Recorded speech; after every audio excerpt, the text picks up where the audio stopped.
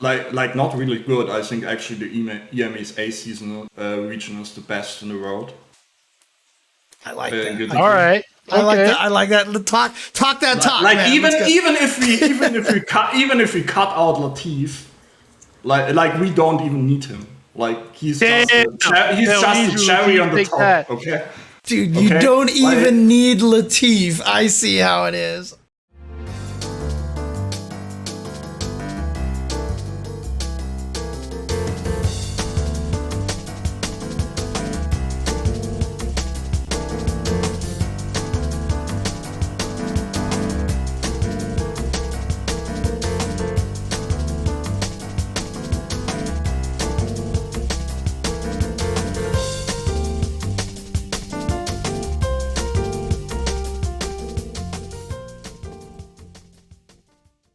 Hello, everybody. Welcome to the Tuesday show. My name is James Chen, and I am joined today by TuboWare and only TuboWare. How you doing, sir?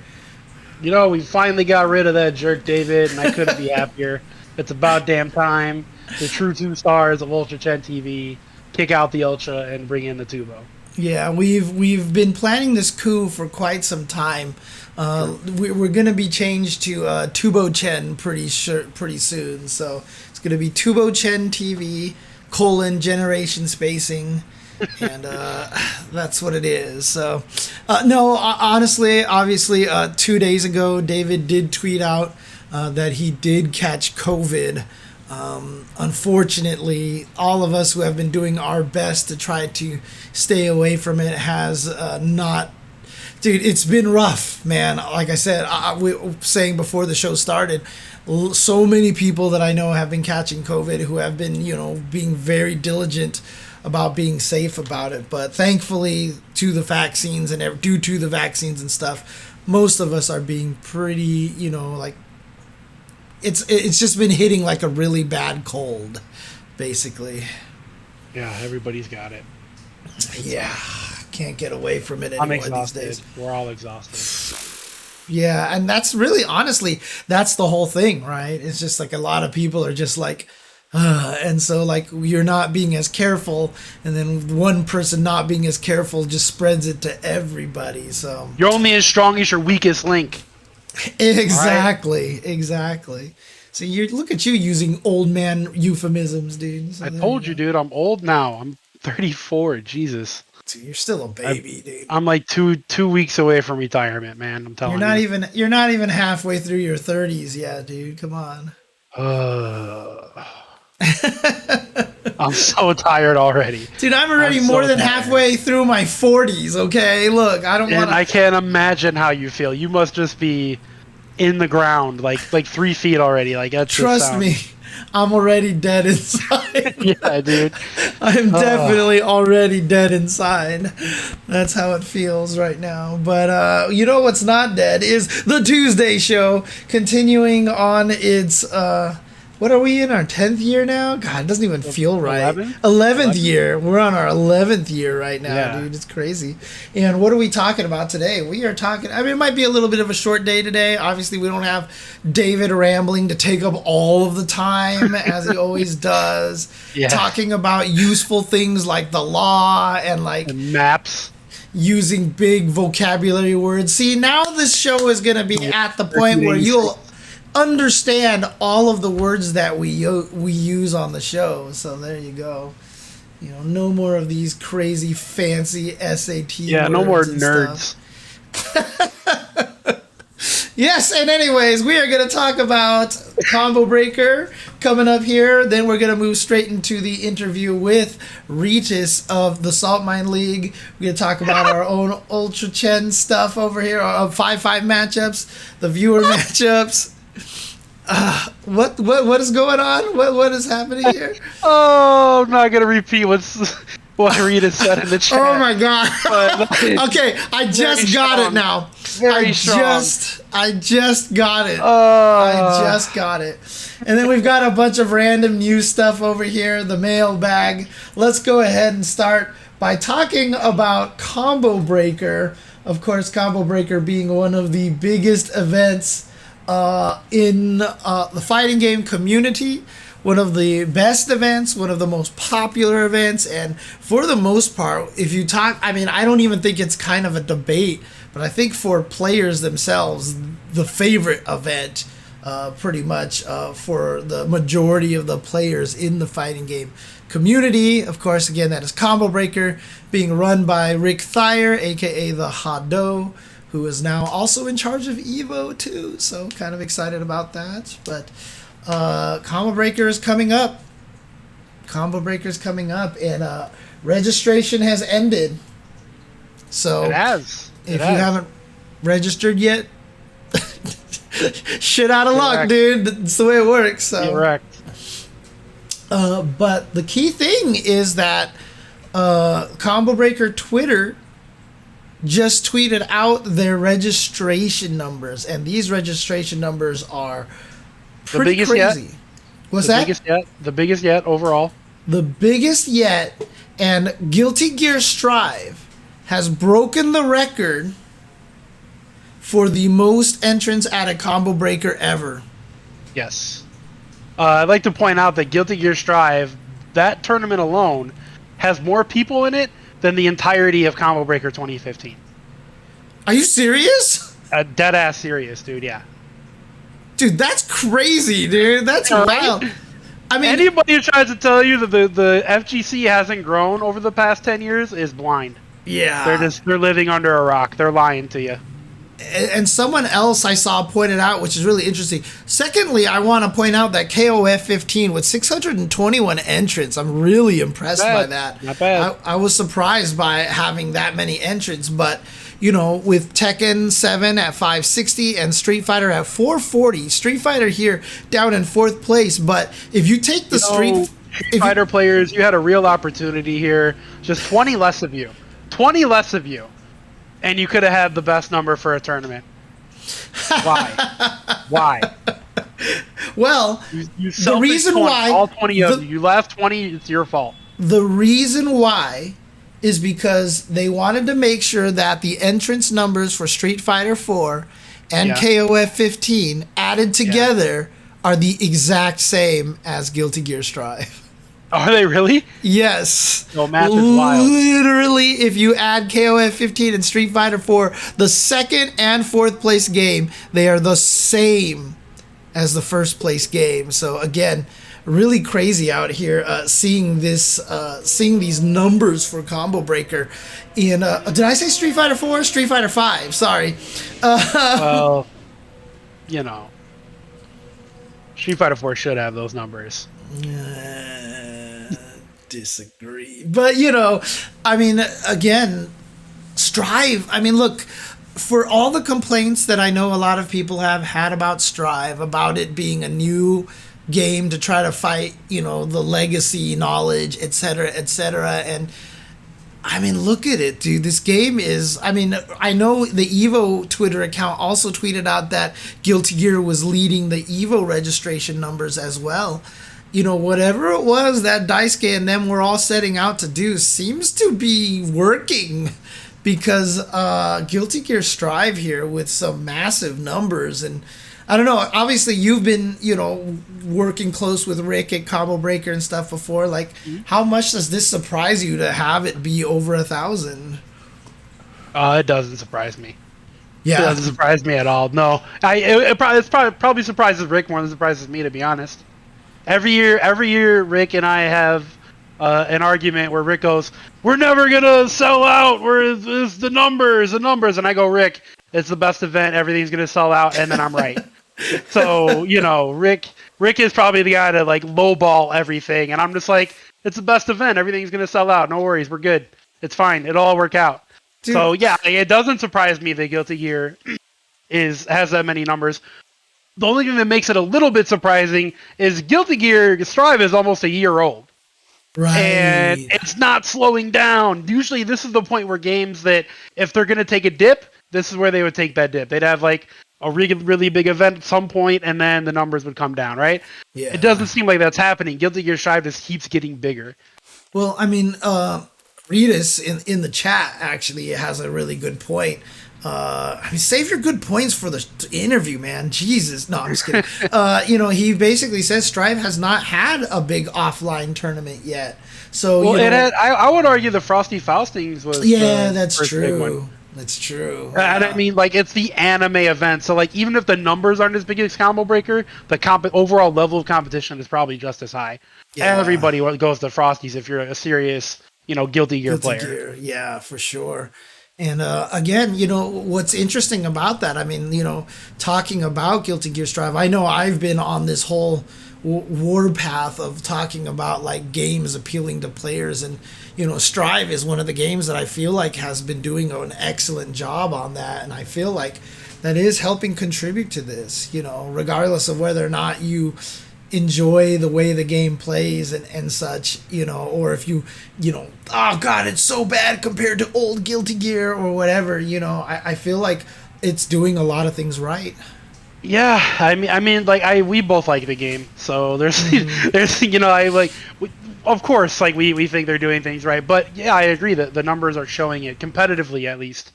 And if you look at the game online, I mean, I don't play it on PS4 or PS5, but on PC, all the lobbies are full. Like, it's not like the online play is dead either. Yeah. So it's like it's active everywhere. Actually, if you want to play. I have heard that on the PlayStation platform, the online is pretty dead. I've actually heard that it's like all on PC. It's definitely not. Yeah. Because I even had a friend hit me up at one point and was like, dang, I'm not finding anybody anymore in any of my lobbies, you know, and I think they're a PlayStation player, so there you go. Well, you know, don't forget that crossplay is coming very soon. So it won't even really matter, right? Like, yeah, it'll just be one lobby at that point. So all the PlayStation players will probably start playing again, right? Because now they'll have other people to play against. So again, I don't think this game is slowing down. I'm looking forward to the patch, you know, in season 2, and I think most people are. Like, it's kind of like the fighting game right now. It's the Street Fighter if this was, you know, 6 years ago. Right, it's the Tekken if this was 3 years ago. It's the fighting game. It's what's hot right now. And you know, let's move on to the second place game, King of Fighters 15 with 621 entrants. That's the biggest KOF tournament that's not at Evo, right?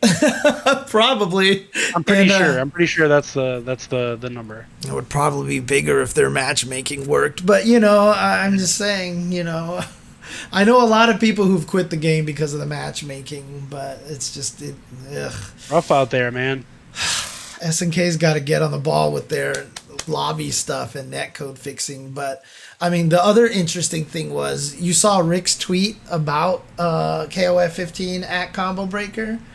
I didn't. They said he tweeted out. He said, "We've discussed it, and given the scope of the patch that's coming out, like 2 weeks or 1 week before. Actually, it's gonna be like it's coming out in like a week. But like, oops, I totally spelled things wrong, didn't I? So things not banned. Oh, jeez. I mean, people try to let you know, but yeah, but I'm old and I don't pay attention enough very well anymore these days. You have to like throw bells and whistles in my face to see it. Right. So, but yeah, KOF Pat. They're letting it rock, and they're gonna let the 3 brand new characters. Normally, the thing that we normally do at fighting game tournaments is just let, you know, usually if it comes out like 2 weeks before an event, we ban them for the event. But apparently, Team Southtown is going to be playable. They are in the tournament. So when Rick says the scope of the patch, do you think that means everything is changing, or that means basically nothing is changing? Because it has to mean one of those two, right? I think it has to be either so minute that it doesn't really matter for balance, or it's so big that everybody's going to be so lost that everybody's on the same footing, right? It has to be one of those two. I'm guessing that it's the second.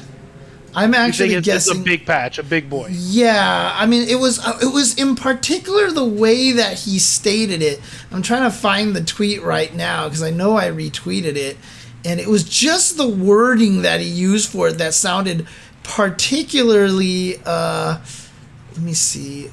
God, how far back was this? Holy crap! I thought this was pretty recent, but I guess Listen, man, time is a circle and it doesn't make sense. Right? Etc. Etc. God. Why can't I find this tweet? Somebody has the tweet in the chat. Can put it in here. I'll find it for you, James. Don't worry. All right. I know Rick tweeted it himself directly. I should have pulled this ahead of time here. Also, I tweet way too freaking much, so you know.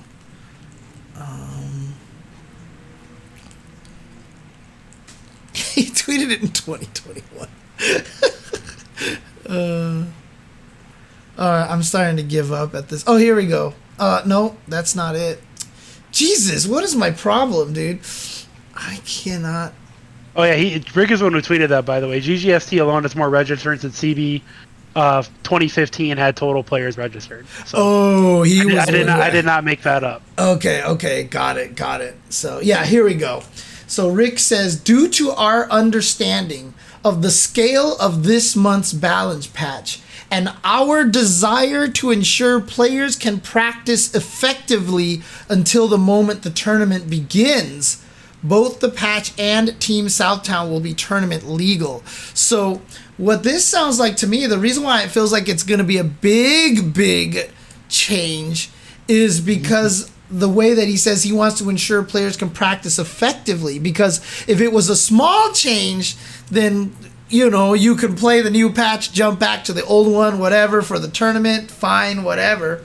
But the way that he states it feels like you're going to put people into this this weird state of like, do I update my machine? Oh no, it updated. I can't practice for Combo Breaker, you know, kind of thing. Right. And so it sounds like to me by the verbiage that it's going to be a significant patch, which will be fun because at least, I mean, another character may turn out to be just as bad, but, you know, hopefully then we won't get the influx of nothing but, you know, Ralphs, Vanessas, and Gatos at Combo Breaker. I mean, you can't nerf Vanessa. That's mommy. Is that the rule? Yeah, she has to be the best. Dude, you and Justin need to go and form this Vanessa club over here, dude. Dude, she's cool too. Like, she's such a dope character. You could put like whatever character model you want on that character design. I don't think it's cool as shit. It could be a giant kangaroo or a chicken, or I don't care. It's just like that character design is dope. Just the way that she fights, you mean? Like her moveset and stuff? Yeah, like she fights like a real boxer, like the way she tick. I mean, it's funny too because like you know, Olaf is always pointing out in Fatal Fury games there's a character named Rick Stroud who is like the Indian boxer, and his moveset is surprisingly similar to Vanessa's, so it's almost like they were gonna put him into Fatal Fury and then they were like, wait, what if we put another waifu into the game instead? Yeah. So what if it was that character but hot? Right, exactly. So, you know, might have been a thing. So there you go. Yeah, she stole all of his moves. I mean, she's a mom, right? She has a kid and everything, and I always joke that maybe secretly Rick Stroud is her husband, you know, and he taught her a lot of those moves. So yeah. Damn, Jesus, dude, we're getting the spicy stuff in the chat today. I know, here, man. dude. Jesus, oh man. But yeah, no.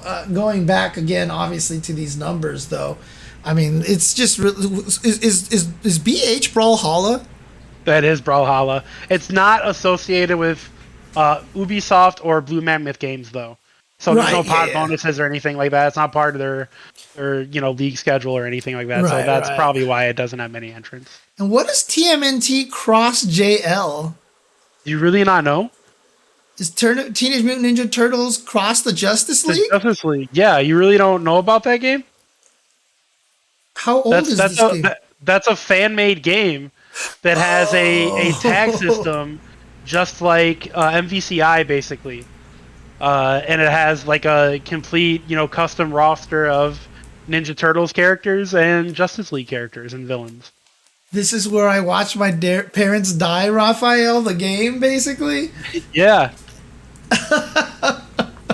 Oh my god. Yeah, but I mean, Yeah, overall, the numbers are really impressive here, and it seems like everybody wants back in here.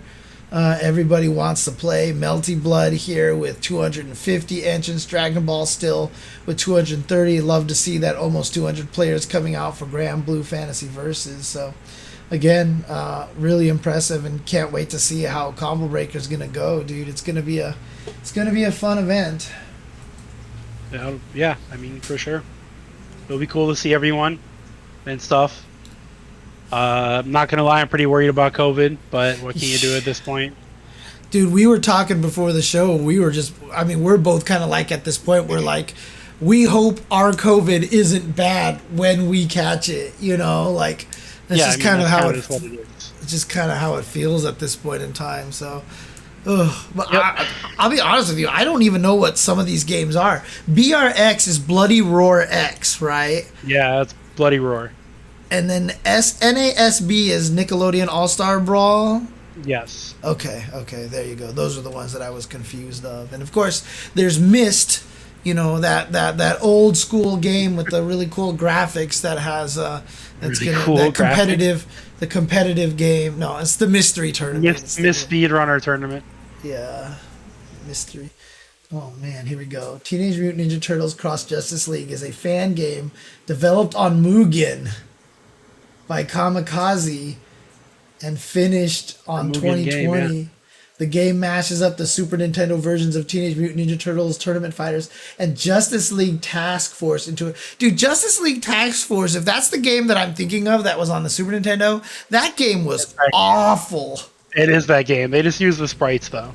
Yeah, because that game didn't have any buffering. The game was just like really... It was real bad. It was really bad, so... Yeah, it was real bad. But yeah, they just use the sprites, the animations. Okay. Other than that, it's their own. That's their fair. own game. But again, Combo Breaker's coming up in what, 2.5 weeks now? Yeah, Memorial Day weekend. That Friday, Saturday, Sunday.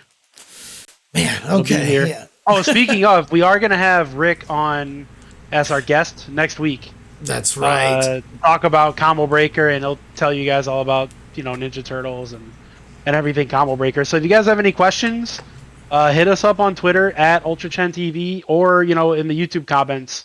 You know, hit us with questions as well. You can use our Discord. Anywhere you find us, ask questions for Rick, and we'll ask them if we have time and if they're appropriate. Yep, exactly. So, alrighty.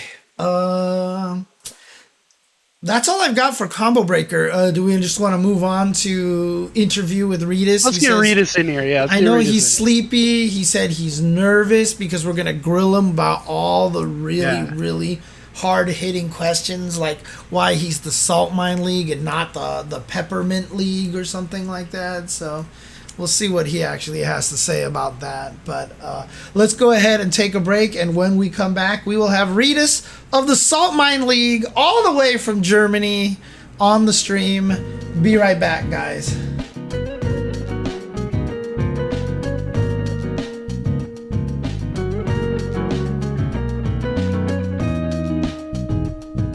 Hello, everybody. Welcome back to the Tuesday show. We're going to be moving on to our interview here. Today, we have a special honor of being joined all the way from Germany in the EU is Mr. Retus of the Salt Mine League. How are you doing? Yeah, I mean, it's a little bit late or early. Back to you're looking at it, but yeah, it's currently 3 a.m. here, so I actually did sleep 2 hours. But yeah, I'm doing good, and I'm honored to be here today.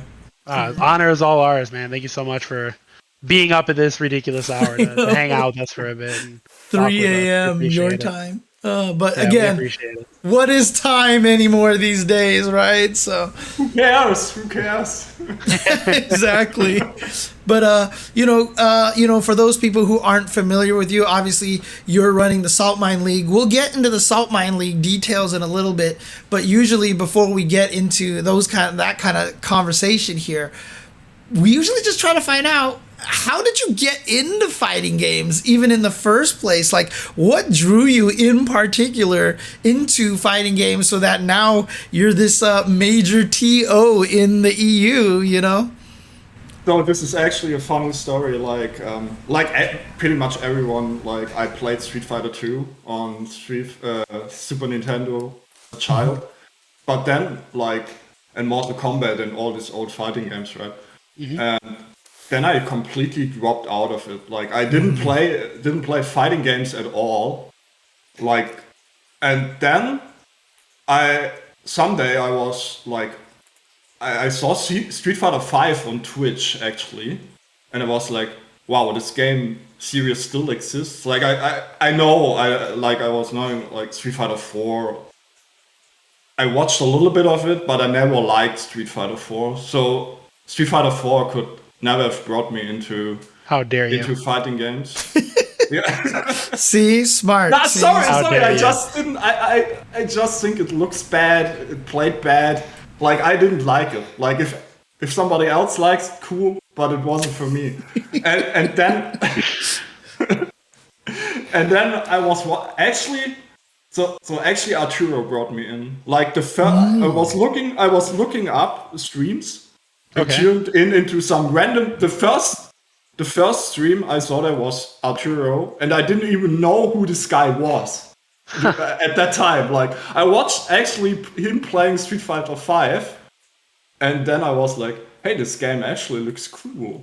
So I started playing Street Fighter 5 like I didn't know there was a community, a scene going on. Like I just played a little bit, and then I started searching. Where can I find? Like, is there a community? Something like I started searching for German people if there's anything around there, and then I got into the German community and. From there, it started going, yeah. So actually, thank you very much to Arturo. Like, I watched the stream and from there every day, like, for a really long time. Yeah.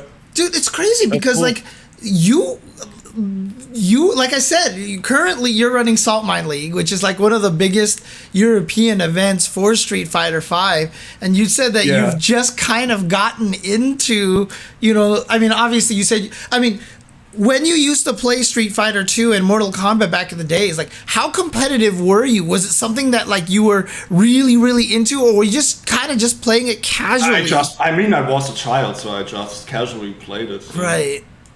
Like I'm 36 now, so I was a child back then. I mean, my first Street Fighter actually was Street Fighter 1 on C64, but this game sucks. This game sucks. Yeah. This is terrible. Like, yeah. But so like once you started watching Arturo stream and you started learning about, you know, the FGC and stuff, did you get into competing? Did you get to the point where you started going to events or try to like, you know, visit? Did you travel to any of like the big EU tournaments like Celtic Throwdown or anything like that? No, I didn't. I only traveled to some small events in Germany. Like the first really big event I traveled to was actually EGX in London 2019. So this was my, and before that I actually helped working on CPT event in Cologne in Germany. The Fight Club anyway. Shout outs to this guy, guys. And yeah, Fassa was also. He actually brought me into the team. So Fassa, the European player, if you know him. Yeah. The V-Trigger 2 only tackle gorilla. Neutral, overrated, right? Neutral, overrated. It's just outdated, long heavyweighted, V-Trigger 2 activated. Yes. Yeah, exactly. Oh man. Now, okay. So, I mean, like I said, so were you part of the which was the tournament that you helped out in Germany that Fassa got you in on? Like Fight Club. Fight Club. It was part of CPT. Yeah. Yeah. And so, I mean, were you competing at the time? And then how did that transition go from you just like, hey, I like fighting games to I should run a European league that runs multiple weeks long and I collect points and I'm going to get St. Cola and James Chen to commentate on, like, how did that even get to that point, you know? So the thing is, Swordman actually existed before this. Like, there's a small. So I don't know. I don't even know the entire story how it came up. I only know, like, at the beginning it was like a small WhatsApp group for Street Fighter 4 or something called Salzmine, which is salt mine in English. So this is how it started, right? Okay. And then later it transitioned into like. When Street Fighter 5 came up, it transitioned into like a project to teach people how to play Street Fighter 5. And like a little bit later, I became part of the German FGC. And somehow I got into the team and we made we had a league system and something. It was only for German people during that part. We did German commentary and like the entire league system. Everything was only for Germans. And then later the people dropped out of the team. Like the last people who usually did it dropped out, and it transitioned. So everything transitioned to me, and. Yeah, then I continued to do the league, but the Germans dropped out, so I decided let's try. We changed the league system to what it is now. So at the start it was 8 weeks. So and now we are 11 weeks per season, right? Dang. And we did a test run with only Germans. I had the idea of my mind. I want to showcase the Europeans more, like not only the Germans, but like the entirety of Europe. I still think the Europeans don't get enough credit, and that was my goal, like showcasing the people. So we did one last German season. This was season 1. And from there, we did go on with the first EU season. Now we are into season 14. Wow. Yeah, and here we are, 14. We also started Guilty Gear Strive. We are in the third season for Guilty Gear Strive. Yeah. Okay. Yeah, it's a lot of fun. So, I mean, look, it's hard to build up like little communities or, online tournaments like this. But I mean, we've just had, the UK Ireland tournament CPT that just took place, which was won by the 4 Phils, right? And Phil has I love.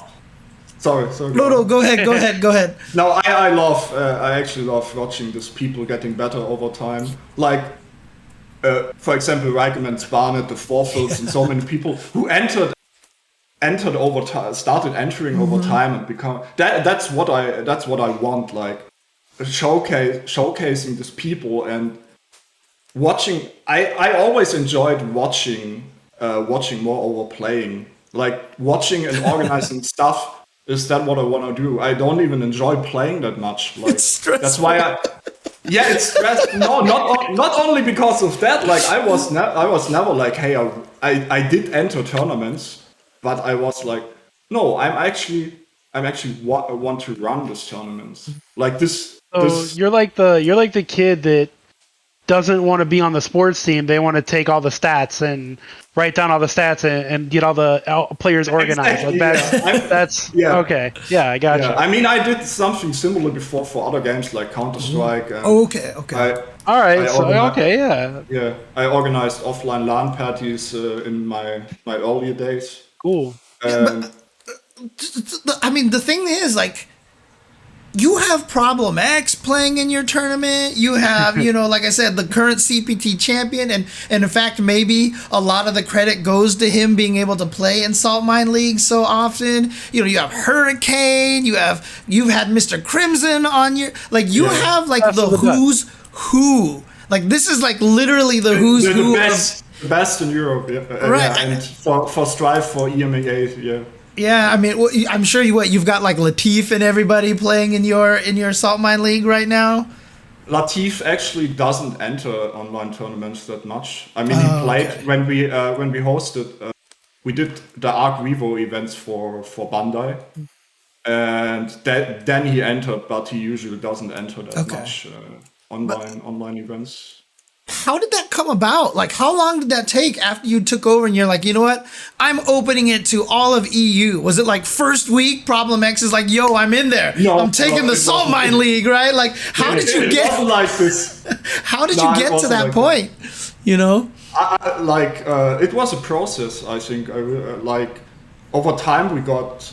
At the beginning, we had many, it never dropped really. Like we always had between 50 and 100 entrants from the start. Okay. Like it never dropped really. Like it always was like a player. Some players disappeared, and other players came into the league. Like, sure. And I think over time it was like. There was more and more guys in the UK and in France, and so they said, "Hey, enter this tournament. He actually runs this guy actually runs a good online tournament. I mean, online is what it is. Like you can change the netcode or something, but this guys actually do a good job. Yeah, that's what people told me. That's a big compliment, because as someone who's ran both online and offline brackets. Running the online ones are harder. It's running online tournaments is rough. Yeah, that's true. True sometimes, but I mean, I actually never had that much issues. Like the European scene is overall very nice. Man, Americans are not. I promise you, we're a bunch of assholes. We actually come to that later. I sold my soul for something, but wait, what? No, we're going to that now. We're going to this now. We're going to this now. What did you sell your soul on here? You can't just drop that and change the subject here. Okay. We had this Evo fundraiser goal for this season for Guilty Gear Strive and Street Fighter 5. So we actually we said if we get to 3K, we sent the winner of this Salt Mine League Street Fighter 5 and Guilty Gear Strive season to Evo 2022. And I said if we reach the 3K, I will actually organize Salt Mine League NA East Coast. And we got this to the 3K. Oh. So I'm doomed. Yeah, you are. I actually did ask Spooky and Arturo if they give me the blessing, because I know I didn't want to step on anyone's toes. Of course.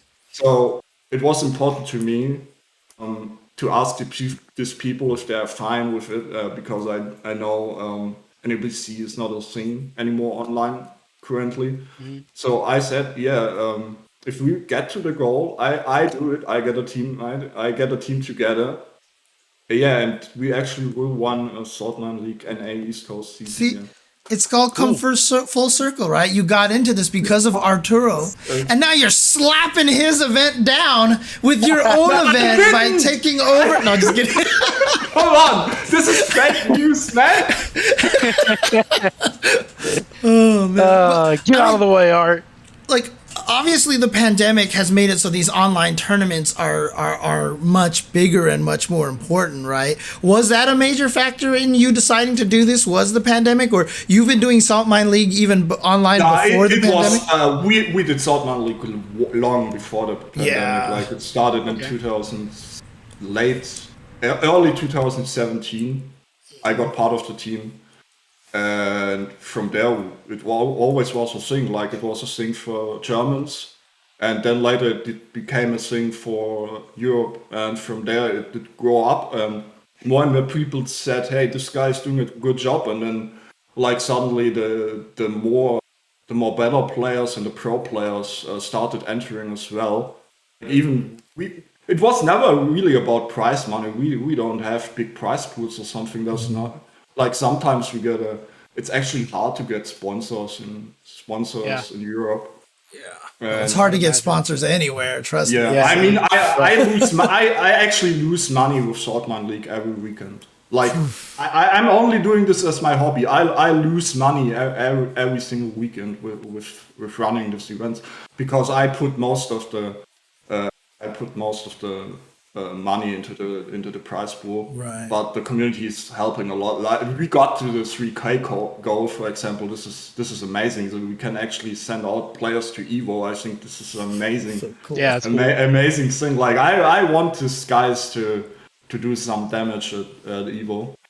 And I mean, do you have like a Patreon? Do you have any sort of like place where people can just donate to help you out? we have like we use Matcherino, for example, and other than that, we just have normal donate. Like if people want to support us, they can just donate money.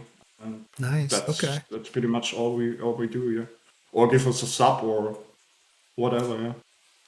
I mean, one of the cool things about this, and you know what, I always ask these kind of leading questions, and I just want to hear some guy pop off at one point in time. But, you know, obviously you have been running Salt Mine League for a while, and, you know, you didn't know it was going to basically prepare people for the pandemic age.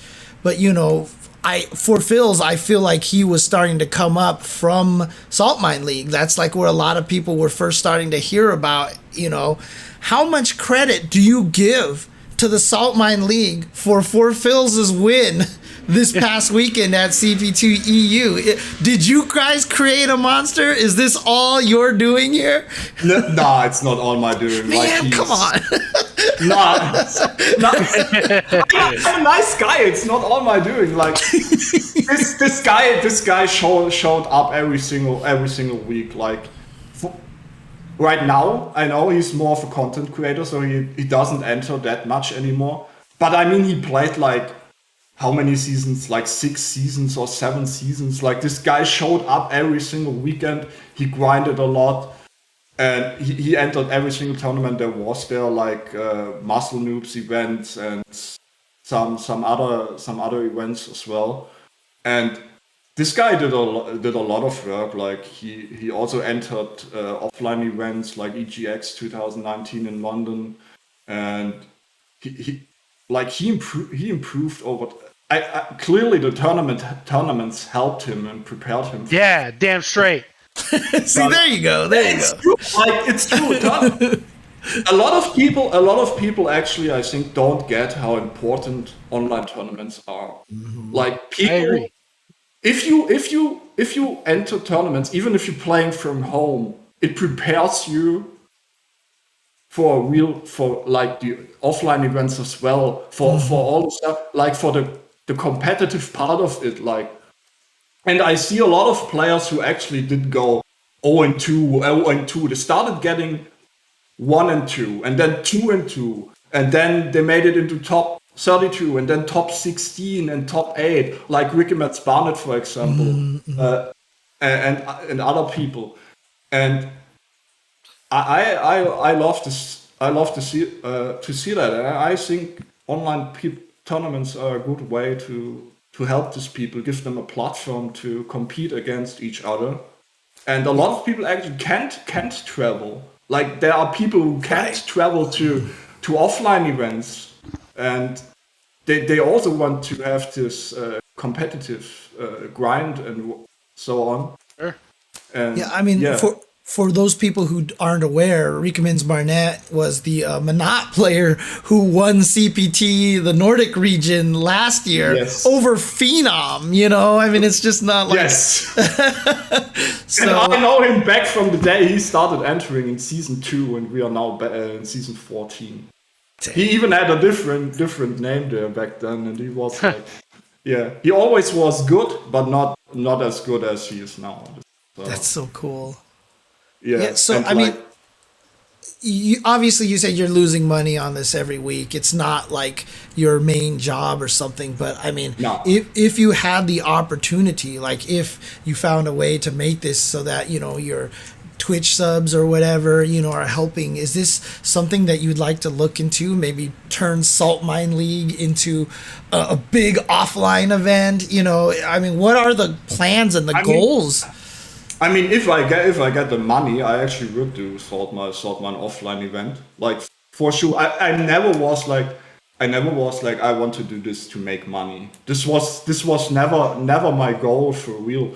Like, I just wish we would make enough money that we don't lose money. That would be fair. We have between 300 and 600 viewers every week, so this actually helps a lot. And pro players entering our events helps a lot. Since then it got better, right? Mm-hmm. But as a tournament organizer, it's hard. Like, even back then when we did the CPT offline, it was not about getting any money. It was like being even at the end of the event. Like, a lot, even offline doesn't matter if it's online or offline. A lot of the tournament organizers are like, hey, we need to look that we at least don't lose money on events. There's not much money. There's really not much money into running fighting game tournaments or events or anything. There's nothing in there. I wish I could pay James Chen for commentating, for example. Like, I just can't. Like, there's no money in there. Well, now the reason why I never come back anymore. Yeah, no, I'm that's kidding. True, right? Yeah. Oh man! No, I wish I could give my amazing staff team in the background some. Right. Like, this is something I wish I could do. Like, giving the commentators a little bit. It's not about me. Giving the commentators a little bit. Giving my amazing team. It's not only me, right? I don't want any money. I just want to give something to the commentators, to the staff behind there. But this is possible right now. Right. So. And it's, this is important kind of a thing to talk about, because you being a TO here, this is where a lot of the TOs, I feel like, come from, right? Most of them, they only want the money so they can pay everybody else, because they're doing this because they just love it and they just want to make sure everybody, it's for the passion, it's for the hobby. And, it's so, like, I feel like the most successful TOs, like the online local guys, who run the events in the US, and you guys there doing the Salt Mine League. I mean, it is a lot just about that, right? Yeah. I mean, I did a poll recently about asking if people are willing to pay one euro for entering our event. One euro. And and a lot of people actually replied with no, because of economic reasons.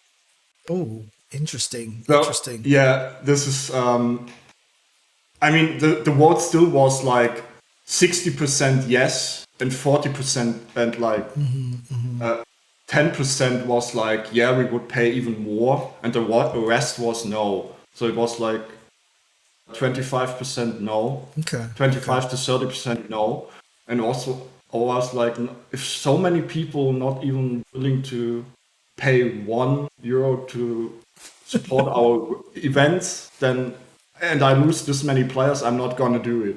Like, I don't want to lose 25% of the people, and if they can't or don't want to spend a euro, then I'm not doing it.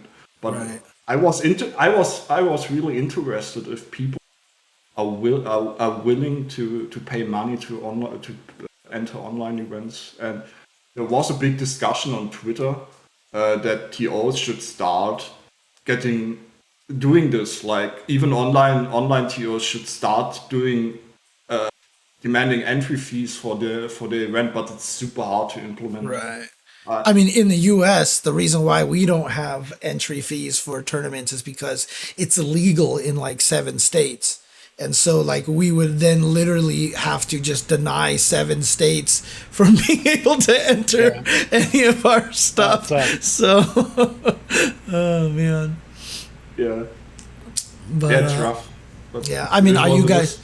you guys have expanded on to Guilty Gear now. Are you guys thinking of even expanding even further, like maybe doing a KOF or DNF duel when it comes out?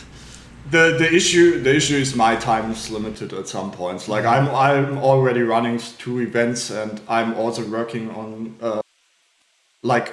over Swordman League. I got into King Aggie's in chat right now.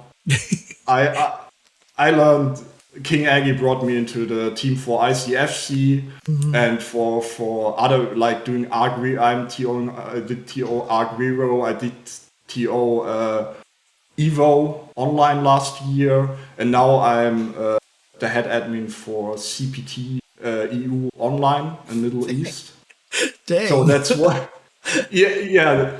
Thanks to Aggie, man. He's a real friend and a good guy. Man, I don't know. I don't know about these ICFC EU guys, man. I don't know if I would ever work for them, dude. I mean, seriously, they're all shady people. And no, I'm just kidding.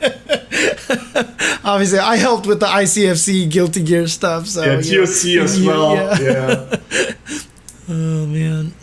Yeah, that's how I got into actually TOing more events for like bigger events, Evo, CPT, and all the other stuff. So I'm really happy where I am right now. That's awesome. Running other events as well. So that's why my time is limited, and it's always come to the I need dedicated people and people I can trust handling over the stream and doing all the stuff. This is the like it's easy to say, hey, we run a turn. Like everyone can just turn on the stream and run a tournament like one time. Like some big people do a tournament, but it's hard to do it consistently with the same production and doing it dedicated over weeks, over months, over years. Yeah, and this is the people I need to do more games. But yeah. I mean, I've always told people like you feel like this would be a cool idea, and like week 1 you're like that was cool, and then week 2 you're like I never want to do this again, and then week 3 you're like I don't even want to get out of bed anymore. Yeah. Oh man. But I mean, there's so many moving parts to an event like this. I remember when I first tried to run a tournament on my stream, like I could barely do it, and I had, an old friend of mine who just learned how to do everything in Smash GG so that he could help me, run the event. I think he's in the chat right now too. So it's so hard to do these things because I was trying to like do the stream and commentate and answer questions and Discord and all this stuff and. Oof! It's a what was it? Unenviable task. It's one of those like no rewards. You get no rewards for it. I swear. My reward is my personal reward is actually seeing these players become better, and I mean look at some of them where they are now, like For Fills, Recommends Barnet, and many others, like they are improved. So my ending Walker, like this guy is only 15, right? And it's already the best ad player in the world. Killer. Like, yeah, like he's the future. Like, and yeah, this is what that is what makes me happy. This is what I want. I want to give the EMEA season, EMEA region. I want to showcase them so more people watch them, more people talk about them. Yeah, this is what I want. Like I enjoy watching these people play. So I mean, just to let everybody know, like where can they what's your Twitch channel? Like what is the Twitter? Plug all your stuff, man. Where can people find you? Where can they give you guys money? Everything. So I mean, you can wait other side. You can see it right there. There you go. Nailed it. This is where you can find me. From there, it's easy to find Swordman League on Twitter, Swordman League on YouTube, or Swordman League on Twitch. Mm-hmm. And we run tournaments every Saturday at 5 p.m. CEST. on Saturday and Sunday. Saturdays is Guilty Gear Strive, and Sundays is Street Fighter 5. And yeah, that is where you can find us. And if you live in Europe or the EMEA region, you can just join our Discord and enter our tournaments if you want to. Yeah. And you guys are pretty much the biggest event, like online event in EU, right? Like, I actually think not only in EU. Like, I honestly believe that we maybe, like, NABC is not a thing anymore. I actually think we are, in terms of participants, we are actually the biggest one online tournament right now for Strive. That's sick. 5. Yeah, no, that's especially like you said with NLBC going down with the online stuff. Yeah, I wouldn't be surprised. And so, again, I mentioned it earlier, but you guys got the best of the best playing in this. You know, if you've got Problem X and Mr. Crimson and Hurricane, and now Strike. I can't. Like, we could talk about this. Like, so many good players. Ending Walker. Recommends Barnett, the Forfields, Browski, Muscle Noob. Fasa's okay. He's all right. I mean, Fasa's decent. No, and in Guilty Gear, Zando, Tiger Pop, so many good Sin, so many good. Don't forget about us. We have a really good Guilty Gear scene over here. Like not really good. I think actually the EMEA season region is the best in the world. I like that. All right. I like that. I like that. Talk that talk. Like, man. even if we cut out Latif, like we don't even need him. Like, he's just a cherry on the top. Okay. Dude, you don't even need Latif. I see how it is. The gauntlet has been thrown. Let's go. Are any of your boys coming to Combo Breaker? I think Zando is going to Combo Breaker, the ramp player from Israel. Okay. All right, I'll be on the lookout then. Better do. No, I mean, I definitely, at one of the recent U.S. Guilty Gear events, I heard them talking like maybe something will go down at EVO. We may have a U.S. versus EU kind of a throwdown in Guilty Gear Strive, so I'll be looking forward to it. We need to continue the history in Street Fighter 5 that NA never won an EVO Street Fighter 5. So it's either it needs to be an Asian or an European, so we sent one more European over there to make it happen, All right, we're done with you. Get out of here. Oh man, no, that's awesome. Again, I always ask everybody this question, but where did the handle Retus come from? I always like to find the history of everything. So my name actually was the name of my first dog. It's the name of my first dog I had. Really? Yeah. Are you serious? No, yeah. No. This is pretty much it. Yeah. My heart. Oh my god. That's awesome. Oh, what a great way to honor the memory of your dog, dude. That's so cool. Yeah. I always was like, when I got the dog and asked for his name, they told me his name is Retus, and I was like, that's a cool name. I take that. You stole it. We named the dog Indiana. I had some super random nicknames always before that. And I was like, "No, this is a cool name. I take it." We named the dog Indiana. Good stuff. Well, thank you for coming on. And I know it's super late, and you're up, and it's like 3:45 over there. It's 3:45 now. Yeah. So really appreciate you stopping by, and hopefully everybody out there, checks out the Salt Mine League. Again, you do have St. Cola on there commentating a lot, right? He's on there like like when he has time. St. Cola or Waha. I hope you have you soon again if you want to. Yeah, James, get on the show. I mean, look, as soon as he starts getting enough money, to pay. No, I'm just kidding. Let me know. Hit me up, Retus. Hit me up, and we'll talk. So for sure. All right. All right, homie. Well, thanks for coming on, man. Yeah. Thank you. Peace. Yep. Later.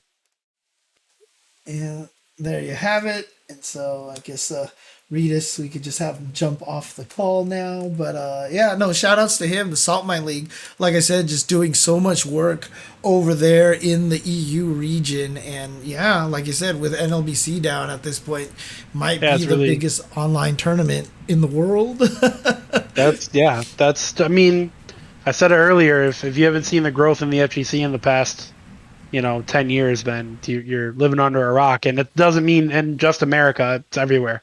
Yeah, so. It's interesting because, there's been conversations recently about, online players, offline players. And I keep saying, we're at that point right now where this is just like the arcade versus console kind of, conversation. And I just feel like online is really just opening up the door to so many different people to be able to compete. So there you go. All right, so let's move on to the 5-5 matchup questions. And we're going to start here. We only had one. Yeah, we had one user one. We have one of our own that we're going to start with over here, kind of based off of some stuff that people are talking about. But I'm not sure where this came about, if anybody knows the origin story of this discussion. But yeah, I don't know the origin either. Yeah, some people started talking about the dash macro and whether or not, is it considered cheating? Should we not have that? Should you use them, et cetera, et cetera? And people were starting to kind of talk about it. I saw Majin Obama talk about it. I saw Giuna talk about it a little bit. I saw memes. I don't know if I saw talking. I saw some memeing going on. Consider that talking, then sure. From your perspective, what kind of talk were you seeing about it? Just old men complaining about, the days of future past, that at one point they thought it was broken because you couldn't do it in arcade. And everybody said, so what? You can do it on console. And that's what we're playing on, so deal with it. And it was just the same old argument of that, essentially. Right. This old men, not wanting to move on to the future. Stop blaming the old men here, okay? There was not a single person under 34 years old that was like, yeah, dash macro is stupid. Not a single one. It's only old people that are like, well, back in my day, because who the hell even remembers that? It's interesting because macros have had an interesting history in the FGC. They have with one button dash in Marvel 2 and things like that. For those of you that don't know, in Marvel 2, you could assign a button to be a dash button. However, you would have one less face button, so you wouldn't be able to call that assist. Essentially, you'd have to get rid of an assist to sacrifice on the Dreamcast controller for a button to dash with. Yep. And some players do that, like Fnatic famously was a one-button dash player, and everyone called him a scrub. And he's like, how am I a scrub when I only get one assist and you guys get 2 assists? Right. So that was the argument they used to have, because everybody played an arcade, but you could only do it on a console. However, in modern fighting games, when they all started moving over to console, almost every game had the ability to apply a one-button dash like that. You could assign buttons, so it's just kind of an old school train of thought to not be able to, it's a bad thing to do that. And people started talking about it for Strive, and Dragon Ball and blah blah blah, games that you can and can't do it, and when you should and shouldn't do it. What's interesting about it is that's the argument. Because a lot of fighting games were designed for arcade controller, right? Obviously. And so when, we did go to the home platforms, there were people who were talking about, these macros shouldn't be allowed. But, this was still during the time when we made the incorrect assumption that playing on a pad meant you were disadvantaged. And so, we had to allow the macros so it was easier to throw. And to be fair, some of the button combinations are really, really awkward on controllers. For example, even today, KOF 15 activating max mode would be either these 2 buttons or these 2 buttons, and it's just a weird thing to press on a controller. So we allowed macros, and that was great because it also allowed other players disadvantaged players like a Broly Legs to be able to play Street Fighter 4. Like, he uses the 3 kicks button for heavy kick. You know, like, that's literally what he does. And so that's why if he has meter, you'll never see him be able to do, like, a heavy spinning bird kick or a heavy lightning legs back in the Street Fighter 4 days. It was always an EX, but, you know, it allowed him to play around that. And then, of course, the problem was that developers were bad. And macros broke a lot of games. Soul Calibur 4 famously had the Hilda bug, where if you held a button down, she got access to really powerful moves on release, like tap. Right. But the macro combinations that included that button did not count as the same button. So you could hold that macro button down and have access to that move. To everything else still. And then still let go and then end up doing the move. And so, you know, it took a while also for developers to get good at this as well. I'm famously a person who does not use macros. Like, and it's not like it's a old man thing. It's just, even when I played Radiant Silvergun, I don't know if you've ever played Radiant Silvergun before. Never even heard of it. It's a shmup game where you had like 7 different weapons. And on the Saturn controller, you could use all 6 buttons and the shoulder. But all 7 weapons could also be accessed by hitting the button combinations. So all 3 buttons was the shoulder button weapon, and every 2 button combination. I played it that way. You know, it's just something for me that I just feel more comfortable with less buttons and playing it that way. And having said that, I use the dash macro in Guilty Gear Strive. You are stupid if you do not use the dash button in Guilty Gear Strive and the Roman cancel button in Guilty Gear Strive. Designed around it. Yeah. Roman cancel drifting is too important to not use it, and by having the buttons, it's just way easier to do. So again, like, I personally don't see anything wrong with macros.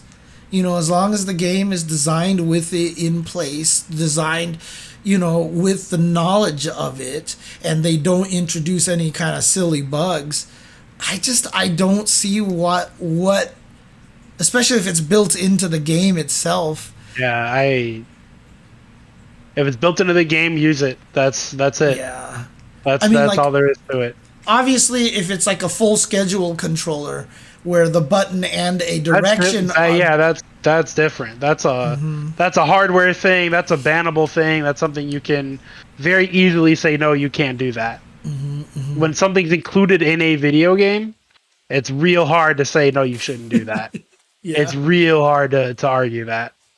And honestly, like I said, even if you do allow macros or not, I think there's advantages and disadvantages to it. Like, when I played KOF, I mean, all it would take me is a few days of practicing with it to get used to it. But, like, there's a bug with trying to do EX moves. And so I should be using the macros, you know, the 2 punches and 2 kicks. But you've played Guitar Hero before, right? At least.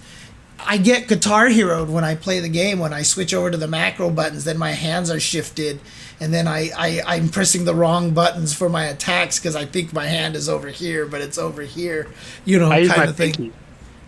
Oh, see, that's smart. That's smart. You just get used to use your pinky. I'm gonna have to think about doing that. Or if it's like something that I would only hit that button for example, when I played MVCI, my farthest down right button, so like the button next to roundhouse, next to heavy kick, that button was my activate stone. So I would activate with that button because I would just slap the fuck out of it, and then I would reset my hand. Because like and also in Sam Show, my what the hell was that? Right, yeah. I know what you're talking about. That's the same, but that's the button I use for that because I can just hit it and react. Right, I don't have to worry about ever messing up. Then I reset my hand position. Right, for activating Isen, right? Yes, exactly. Yeah. So if it's something I can just like smack and then the screen freezes and I can reset my hand positioning, that's what I'll do because there's no chance I screw that up ever. But generally, I don't use a dash macro in Marvel 3. I don't I never used anything like that in Dragon Ball Fighters. Right. I do use it in Guilty Gear. Yeah. Like why wouldn't I? I play Mei. If I couldn't backdash and charge at the same time, my character would suck. Dude, right? I mean, it literally it's like a character feature, right? Yeah, like I have to have that. So of course I'm going to use it. And interestingly, like Kururin in the chat says, I think the question is, should all games start coming with a dash button as a standard feature? And I mean, people are like, oh, I don't like this, but I mean, like, if you think about Depends it, on the game, I think. But go ahead. We've been kind of doing this already, right? The reason why MVC2 had wave dashing, which has continued throughout all the games, is that there was an alternate way to dash by hitting buttons. Yeah. Right? Hitting 2 punches or 3 punches let you dash. Same thing with Under Night In-Birth, right? You can dash by hitting the 2 buttons, and then you'll dash forward, and that was what made it so that you could dash and block a lot easier and stuff. And yeah, but that's like the argument, though, is you're hitting the 2 buttons, James. How dare they make it 1 button in Guilty Gear Strive?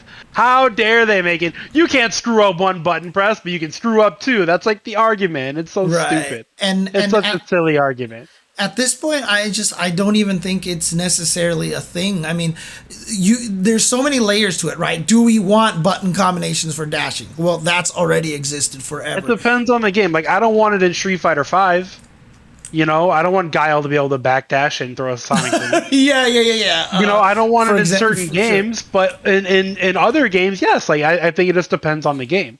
Guilty Gear Strive, absolutely. It was designed around it. Like other game, like Marvel 3, doesn't matter if it's there or not. It wasn't necessarily designed around it, but it's irrelevant because you can dash with 2 buttons. Games like that, then sure, why not? Why wouldn't you want to have a dash macro? It doesn't matter.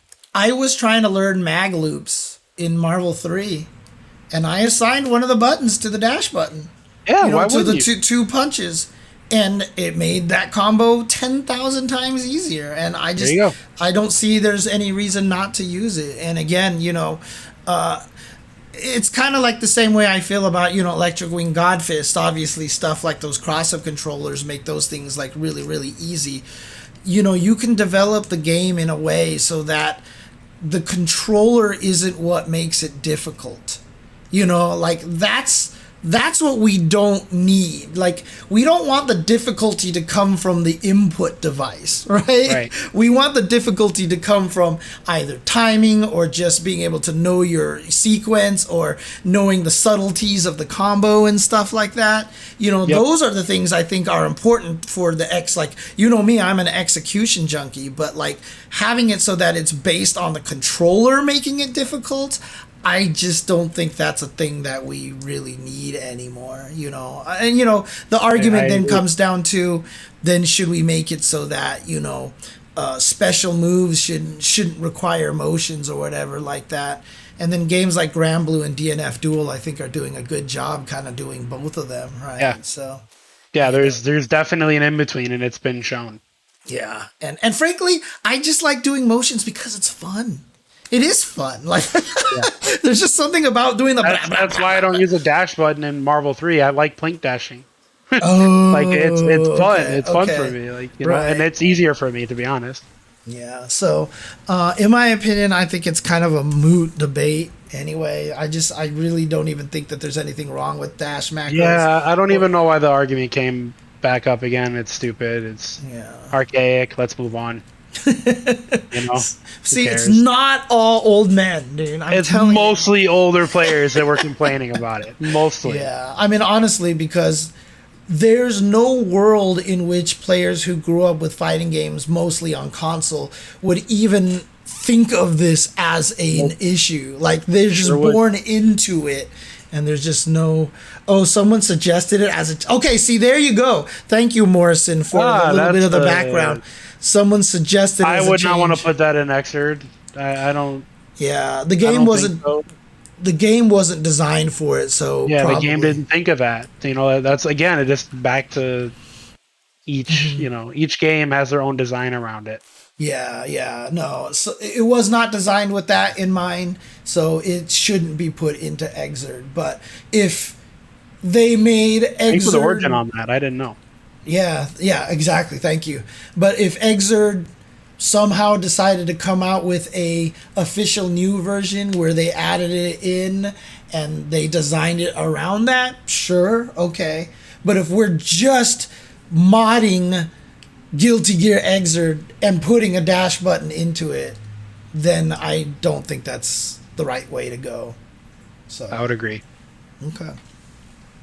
All right, let's get to this next one. 5-5.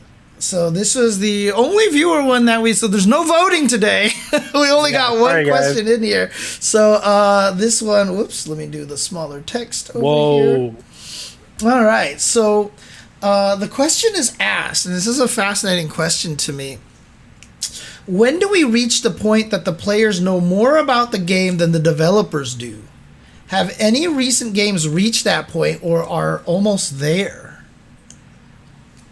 Well, here's my thoughts on that, James. Okay. My thoughts are, if you go to manscaped.com and use code UCTV at checkout, you'll get 20% off your order, including free shipping. And, you know, when it comes to devs, if they're not manscaped up, if they're not feeling comfortable down there, how could they ever know anything about anything at all? So if I was a game dev, I would go to manscaped.com and use code UCTV at checkout in order to get 20% off my order with free shipping. That's my answer for that.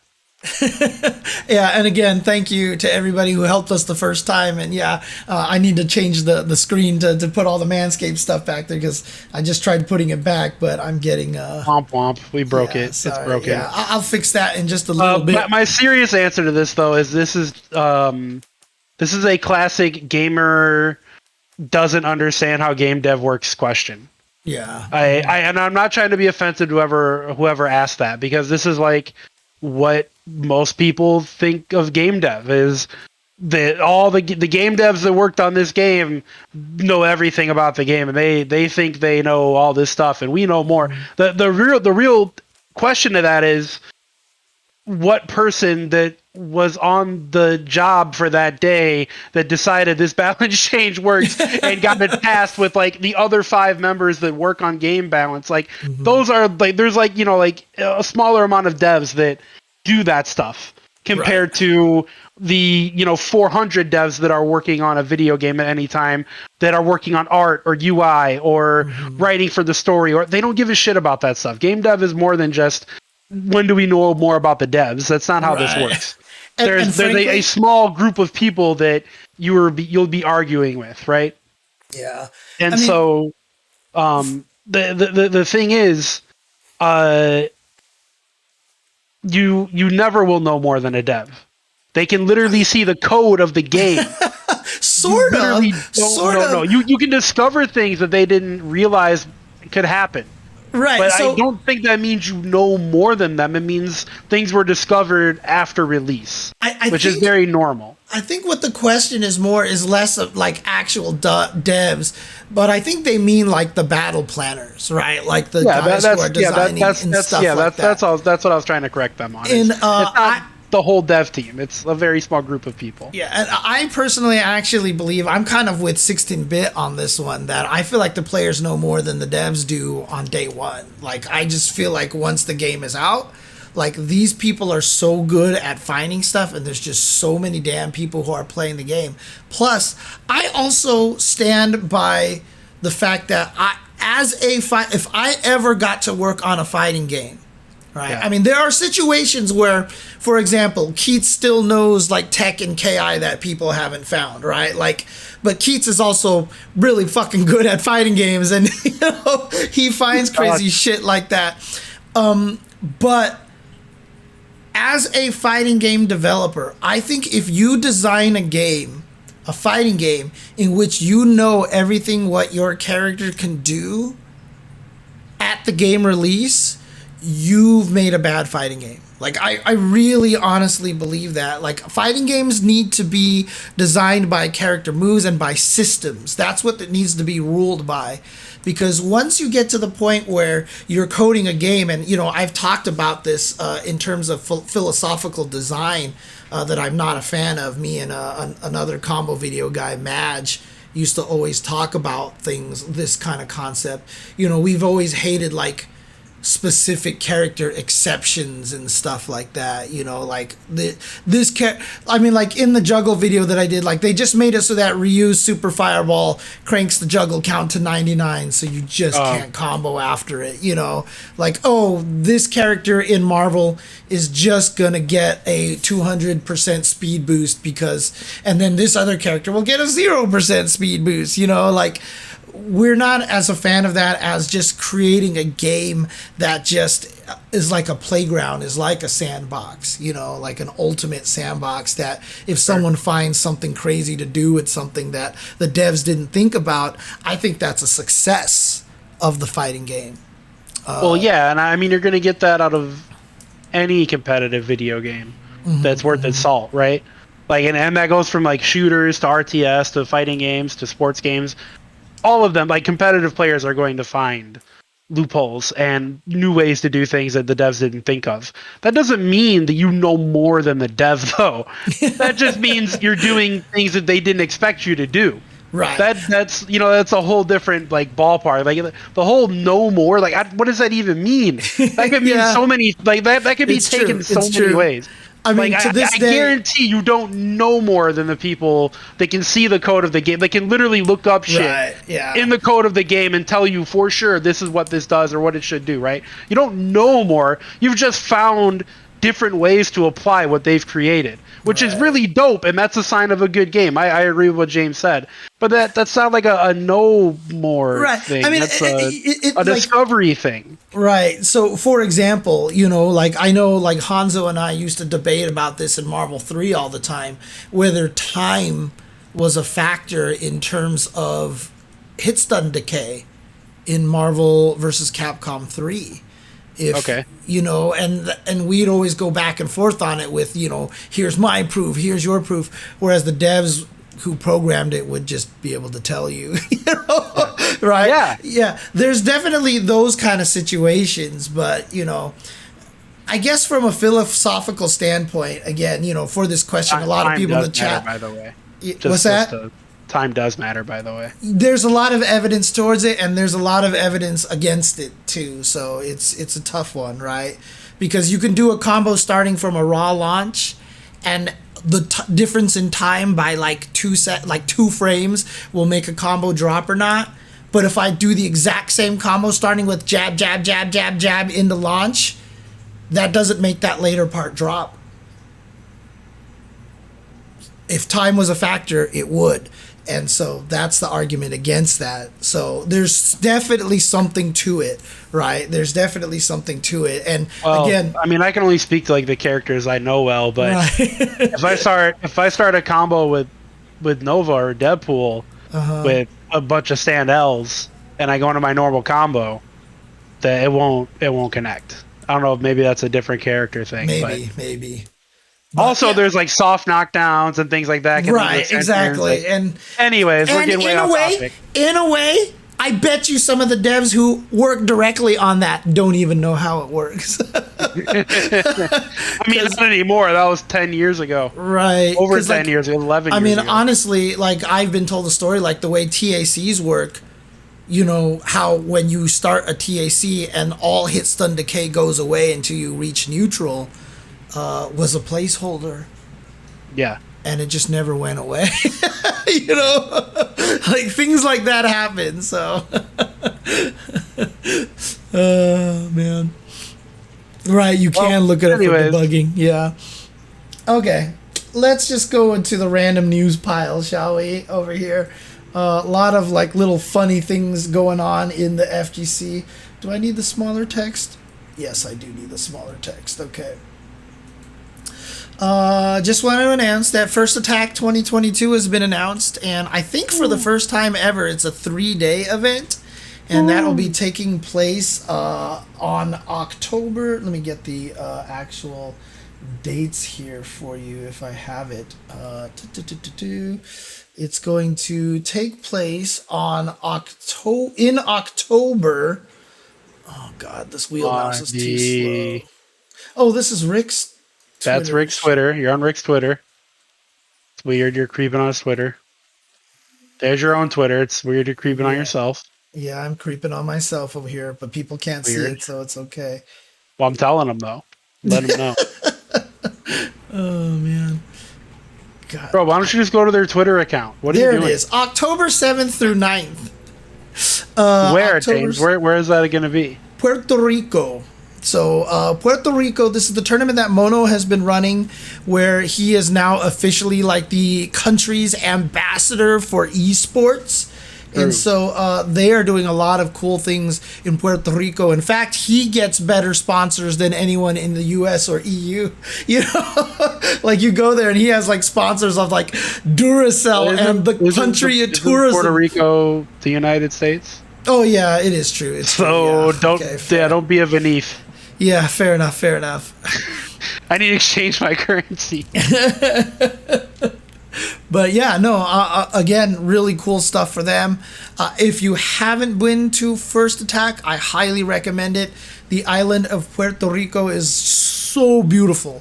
I mean, honestly, it's one of my favorite destinations I've ever been to for fighting game tournaments. It's Well, Mono, you know, if you want to have me, I wouldn't say no. I'll put it that way. we'll talk to Mono about that. We'll talk to him because, Wouldn't like I said, say no. yeah, it's an amazing event. Really, really, really, really good. Next up here, Fei Long no more, perhaps. I mean, Man, some I people hope in the not. chat are talking about how this might not be true, but this whole thing came up from the fact that apparently, according to this article by Nintendo Street Life, Fighter composer.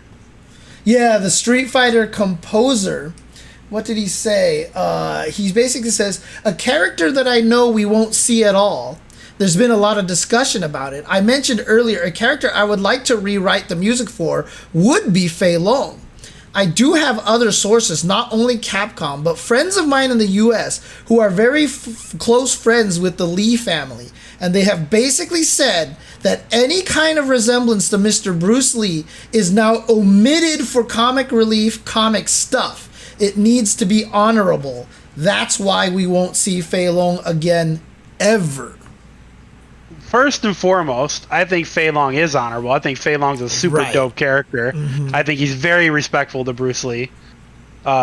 Secondly, if we get Tekken 8 announcements soon and Marshall or Forrest Law are in that game, this is made up bullshit. Thirdly, is Nintendo Life a reputable website? Because I've never heard of them before today. Those are my statements on that. Well, I mean, that's a direct quote from that video, regardless of what Nintendo Life is saying, right? Okay, Yeah. so this person said it. Yeah, there's outside in a of- video, and I think the video is currently now deleted because even the video itself on the Nintendo Life that was directly linked now says video unavailable. All right. So that's kind of suspicious. However, I think that a lot of this, one of the things they did mention in the Nintendo Life article, which I actually think that there is some credence to, and this is not a fact thing, this is just a speculation, but it might be due to the depiction of Bruce Lee in Quentin Tarantino's Once Upon a Time in Hollywood.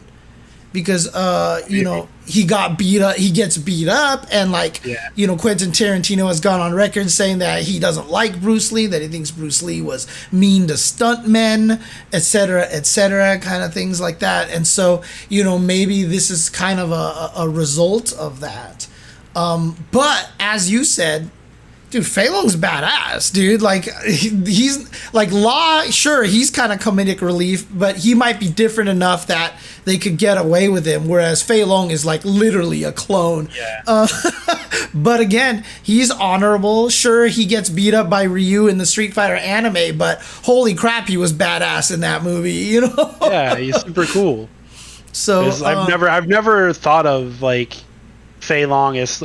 There's a lot of characters in Street Fighter history that I'm like, I don't know about that. El Fuerte, but Fei Long, Rufus. yeah, Fei Long is not one of them, man. Fei Long is dope as shit. Yeah, Fei Long has always been very serious, very much He is played to definitely the cuff. one of Yeah. them. Tiny Tex, definitely one of those where I'm like, ooh, Yeah, Capcom, you could have kept that one, bro.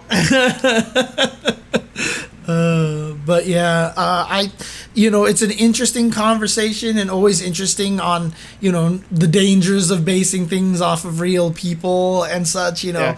I mean, that's the only reason why we have this stupid Balrog Vega Bison name mix up, right? It is. So It it's is. like, ugh, having to deal with that. But,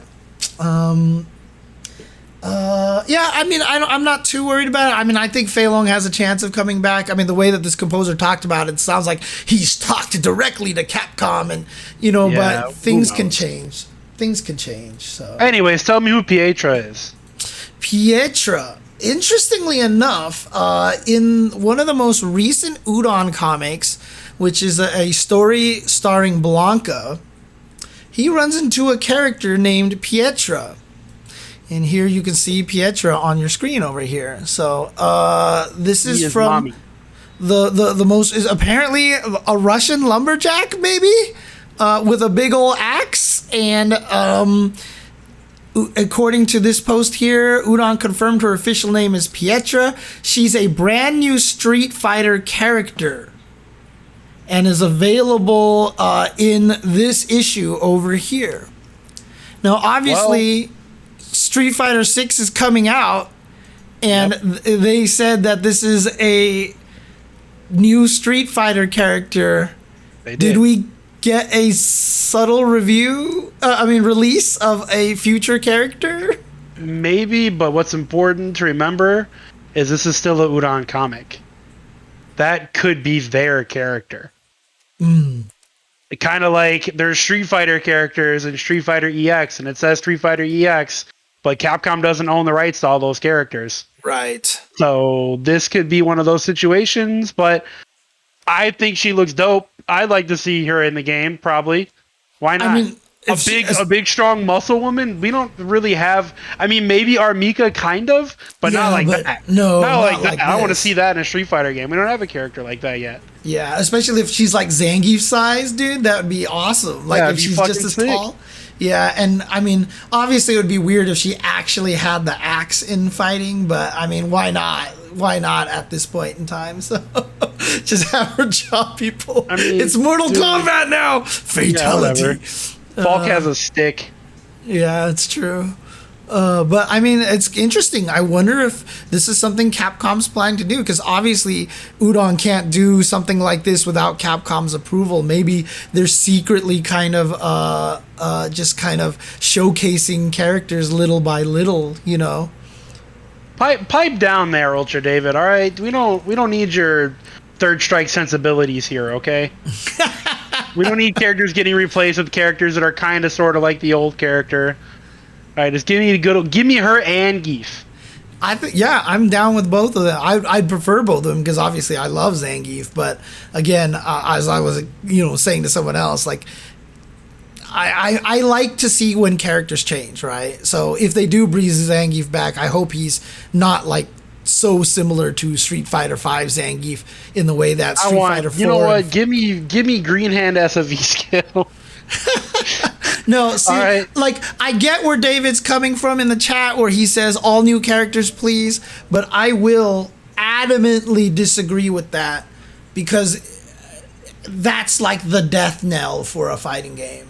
Like, that's like, you have to have characters come people back. don't know how much that murdered Street Fighter 3. Yes, nowadays we talk about Street Fighter 3 Third Strike like it's the greatest fighting game on earth, but holy shit were those games absolute flops in the arcade. And what were the games that continued a lot of their success? Tekken, Virtua Fighter, etc., etc. And guess what? They basically didn't change that much. Tekken tried to do stuff, but they keep bringing the original characters back, right? So Soul Calibur tried to do the new generation, and now Soul Calibur 6, one of the higher selling Soul Caliburs, went back in time, and look at King of Fighters 12. No mai, no buy. No mai, no buy. You gotta have return characters. I get it. It's cool. Like, I agree with the concept that it would be cool to have brand new characters. As a marketing tactic, it is probably the biggest mistake you could make. Street Fighter 4 revived everything because it brought back the original 12 characters. You know, that was one of the reasons why it was so dang popular. So that's kind of how I feel about it. So opening cinematic of Street Fighter 6, Luke kills Ryu. Ryu is dead. Dude, that would be amazing. Ninja versus Nintendo. There was a tweet a long time ago by Ninja where he tweeted out, let me see if I can see this over here. He tweeted out a long time ago where he said he had something cool for the Smash community to announce. Yeah. And nothing ever followed from that. Nothing ever not. came about that. And I Until guess recently. until very recently, we're in a video here. Let me see if I can play this video here for you guys. The Smash community, all right? Listen, bro, I've been waiting. Dude, you know, that was on Nintendo, The not me. streets are wondering. That was on Nintendo, not me. You know what? The worst thing is I believe you 100%. It's 100% Absolutely, the case, dude. yeah. All I wanted to do was create a massive tournament, and I literally wanted to just juice Evo like 500K. But I wanted to get Nintendo's permission, I know. and No, I'm not and gonna they tilt that, just, but they ghosted us. 85% Yeah, they've done chance. worse. That's annoying. Like, The Smash there's community, ghosting not and there's for a while, actively no, against. So there you go. Apparently, Ninja really wanted to put like $500,000 pop bonus to Smash Brothers at Evo. And according to the tweets here talking about it, it sounded like Nintendo was interested at the time, but then just kind of ghosted Ninja afterwards. And so Sounds like Nintendo. yep, pretty much. So, you know, it's one of those things where like I want to like talk about this like, oh my god, this is crazy news, but like at the same time it's just like, all right, so yeah, and the sun is gonna rise tomorrow, you know. Yeah, it sounds like Nintendo. There's not much else to say about it. I 100% believe. I can't believe I'm saying this. I 100% believe Ninja. I'm on Ninja's side. Yeah, Yep. Nintendo. That's they did that for sure. Yeah, so that's unfortunate, but just more examples of how Nintendo has just kept the Smash Nintendo hates their community down. fans. Yeah, they do. exactly. They hate their It's- fans. It's really irritating, and it's just one of these days somebody there has got to make a change and realize and just try to undo a lot of that mindset over there. So I have more confidence in Nintendo shutting down Ninja's pop bonus than I do that the sun will rise tomorrow, according to Smack Dave. And you know what? Same. Same. Oh man, but also All right, but not to be outdone is Epic and Sony, who are now working together to help fix the input delay on Sony consoles. yeah, this is theoretically here. So Devilicious tweeted this and says, so apparently Epic is working with Sony and other devs to fix the input delay on fighting games. And when you click on the reset era, is that how you pronounce it? Reset era is how they say I've it, yeah. never known how to pronounce this thing. It's really interesting. There's this post here from this member Dig and says, hello everyone, I'm Simone de Gravio from Epic Games. I work closely with Unreal Engine users in the console realm. It's awesome seeing the passion of fighting games community and the dedicated efforts to analyze the technical nuances of various titles. We're aware of this input latency issue and are currently working with Sony to support affected developers from our side. Rest assured, we'll do our best to help your beloved games shine across all platforms. That's huge. Yeah, it's pretty cool. Pretty cool. That's kind of I'm curious though if they mean moving forward or if they mean they're gonna fix it for Unreal Engine 4, which is like what a lot of fighting games have been made on, and then apply it somehow. Like I don't know how this applies to titles that already exist. Mm-hmm. I'm not a game dev. I don't code. Maybe there's a way to do this that it'll affect every title that it already has been developed on UE4.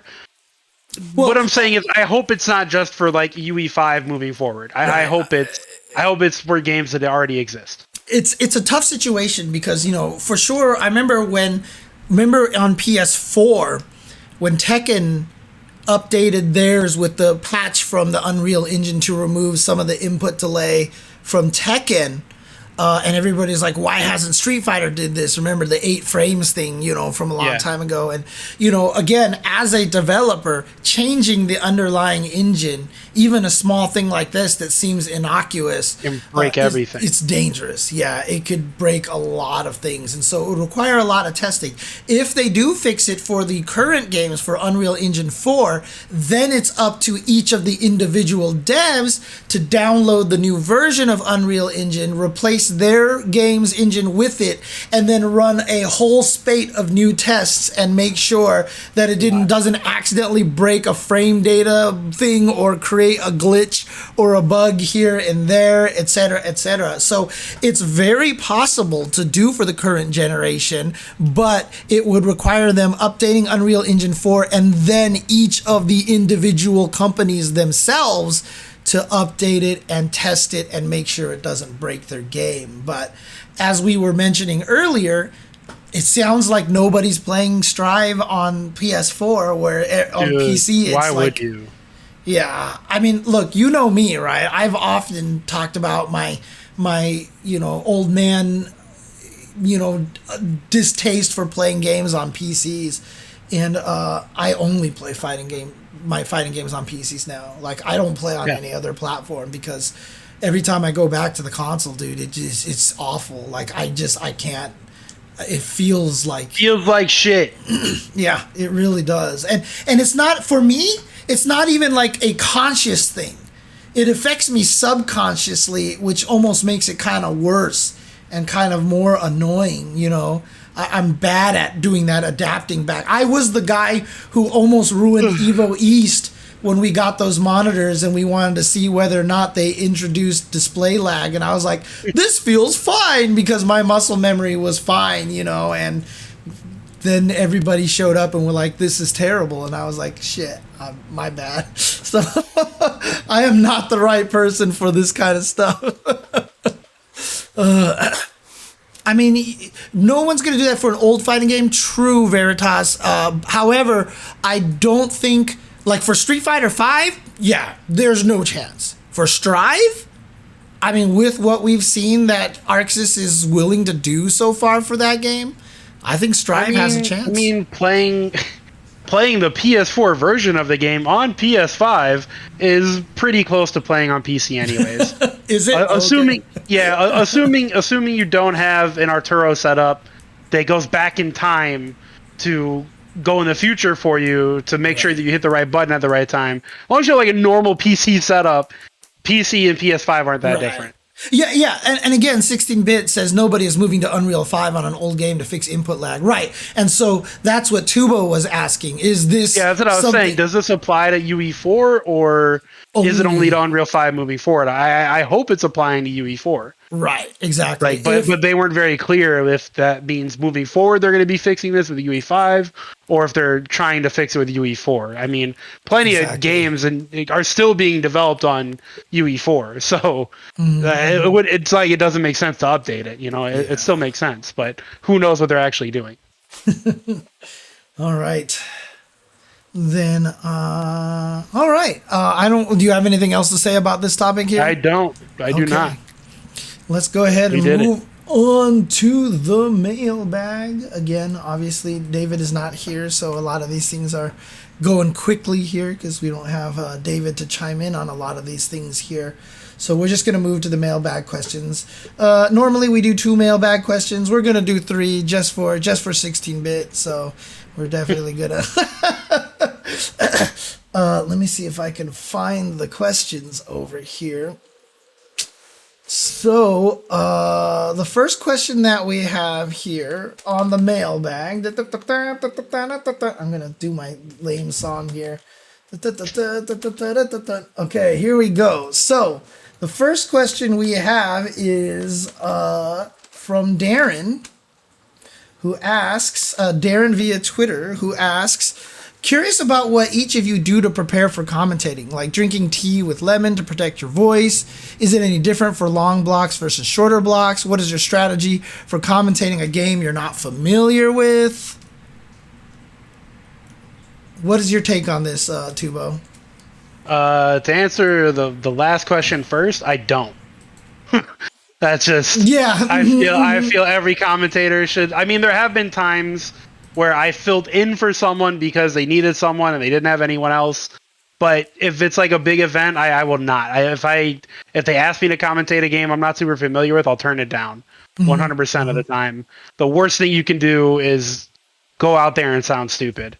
And if you don't really know the game, you're probably gonna sound stupid. Right. But otherwise, Sessler. Hey, John. Adam Sessler, not Savage. Adam Savage is a god. Okay, let's not drag Adam Savage's name into this, dude. So, I figure out what my commentary schedule is and figure out what pools I could, or at what point I would be commentating, whether it's pools or finals or anything else, and I figure out who maybe I could be commentating about. So I try to get some background information on matches that are coming up. In terms of like physically preparing, I try to not go nuts at the tournament when I'm not commentating, which is hard. And there's been many tournaments on Sunday I'm commentating top 8 with no voice. So I'm not always successful in doing that. For example, I'm going to lose my shit at the California Midwest 5v5. Oh, yeah. It doesn't matter. I could be commentating top 8 of Jesus versus the Devil, and it's the greatest match of all time, but I would still go nuts the night before at the 5v5. Like, there's no chance I'm not losing my shit there. Speaking of that, West Coast went all like honorable, and they were like, we're not going to bring in anyone who's not originally from the West Coast. Yeah. And your Midwest team gives no Fs, huh? You're talking about Brian? Brian and Magnegro, technically not from the northern Magnegro's Midwest. that's Midwest. Get out of here. Texas. If you ask some Texans, by the way, they'll tell you they're Midwest. Not South? Yeah, they will straight up tell you we're part of the Midwest. Some Texans will say that. Okay, I don't agree with them. That's definitely not the Midwest in my view. I don't know why Brian F is on the team. I couldn't answer that, other than he was like part of the Midwest for the majority of like the Street Fighter 4 era. That's all I could give that. That was so long ago at this point. So just saying, man, there's no honor on your team here. So it's Rob's team. I'm just cheering. Okay. I'm just cheering for him. Okay. No, I mean, for me, physically, like I've just been commentating for so long now that I've actually gotten to the point right now where my voice just like I can make it last for really long. So I've just learned how to commentate in a way where I don't kill my voice. So when I get hype, I know how to get hype in a way that doesn't murder my voice anymore. It's like more volume raising. Oh, dude, if I'm cheering for stuff, I'm done. I lose my voice as a viewer way easier than I lose my voice. The real answer to this is you have to learn how to speak from your diaphragm. Yes. That's the real answer. You can't rely completely on your vocal cords. That you'll get fucked up. But also for the second half of the question, I do agree with Tubo. What is your strategy for commentating a game you're not familiar with? I just don't do it. I'd rather not do it. However, I have done it, like for Soul Calibur, I'm not as intelligent in that game as a lot of people that I do commentate with. I have commentated like Mortal Kombat X with David before, and I don't know the game as well as him. And these situations do arise. The important thing that I make sure is that I establish and I admit that I don't know the game as well. Yeah. And I will be like, hey, David, can you explain this? I start asking more questions, and I don't try to act like I know everything. I'll be like, wait, I think isn't that safe? Someone in the chat can tell me, but I thought that was safe. That looked like a punish, you can kind of go into those kind of situations, but the worst thing you can do on commentary is to make it sound like you know something and then you're wrong. because that's like the number one thing that seems to piss people off, honestly. Yeah, and honestly, that was at the low point of my commentary career when everybody hated me. That's what I was doing a lot of. You know, I would just be like, "Oh, this thing is safe on block," and it totally wasn't. You know, you can't do that. And it's just it's like your job and know better. Exactly. So don't fake it. Don't try to sound knowledgeable just because you think as a commentator you're supposed to sound knowledgeable. You know what I mean? So if you're commentating a game that you don't know, just be like, hey, I'm not super familiar with this. I love the game, so I'm here. And also, if you don't love the game, do not commentate it. Just don't commentate it. Like, if you do not love the game, do not commentate that. But yeah, don't really do anything to protect my voice. Is it any different for long blocks versus shorter blocks? All I know for that is how I handle my bladder when it comes to long breaks, long and versus short. And I mean, honestly, managing bladder and managing hunger. If I know I have a long block and I won't have any breaks, I will make sure I have snacks or I will try to eat beforehand. If I have shorter blocks, it's mostly just the sustenance and energy kind of thing. I mean, honestly, I do try to get sleep the night before. I fail 100% of the time. So Red Bull is my hero when I'm doing commentary a lot of the times. Oh, man. All right. So next question we have here. So we're going to do this one from Stephanie because she asked it 2 weeks in a row. So we're going to do this here. So Stephanie via Twitter asks, a mischievous goblin has transformed you into a Kool-Aid man-like being. As you begin the metamorphosis, you are allowed to choose which liquid will be in your pitcher body. What do you choose? Also, whose home do you smash into? Oh, yeah. So, I would choose to have "Don't Be a Dumb Bitch" juice. That would be what's in my body. That's what I'm carrying around.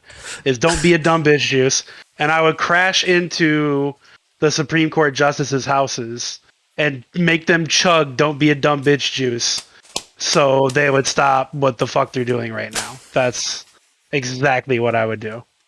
Okay. I don't even think I need to answer this question because I think that's the right answer right there. For me, my answer is I don't have a choice. I'm already like 50% Pepsi, so that's it. I'm full of Pepsi. And whose house would I crash into?